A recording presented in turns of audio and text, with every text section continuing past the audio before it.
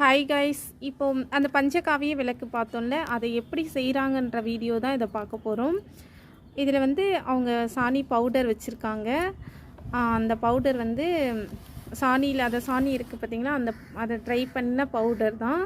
அதுக்கப்புறம் அந்த பொருள் மிக்ஸ் பண்ணுறாங்க. அது என்னென்ன பொருள்ன்றதை பார்க்கலாம் நம்ம.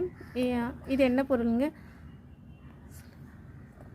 இது வந்து பால், தயிர், மஞ்சள். அதாவது வந்து 3 பொருள் சேர்ந்த ஒரு பால், தயிர், மஞ்சள்ன்றதை இப்போ ஆட் பண்ண போகிறாங்க.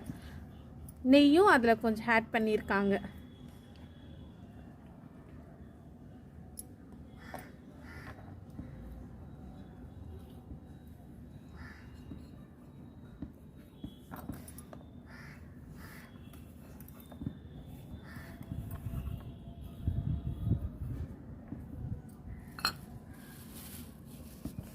நெக்ஸ்ட்டு வந்து சந்தனமும் கற்பூரமும் மிக்ஸ் பண்ணி வச்சுருக்காங்க. அதை ஆட் பண்ணுறாங்க.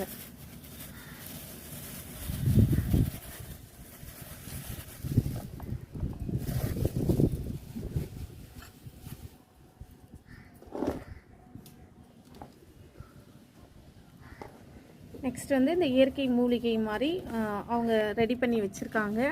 அதை ஆட் பண்ணுறாங்க. கொஞ்சம் வாசனை வரதுக்காக அந்த இயற்கை மூலிகை திங்ஸை வந்து ஆட் பண்ணுறாங்க. அது எல்லாத்தையும் மிக்ஸ் பண்ணுறாங்க.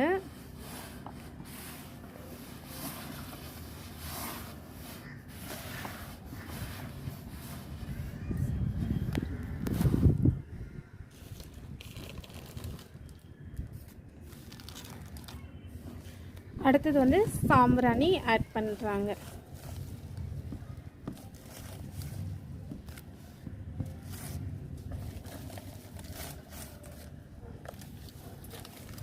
இது எல்லாமே இயற்கையான பொருளை தான் ஆட் பண்ணுறாங்க.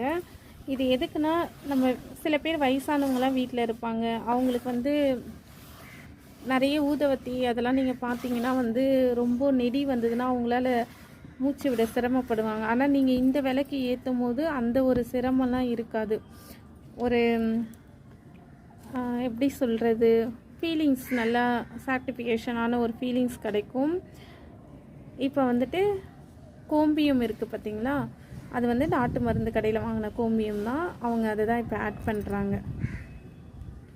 கோம்பியமும் ஒரு இயற்கையான ஒரு மருந்து மாதிரி தான்.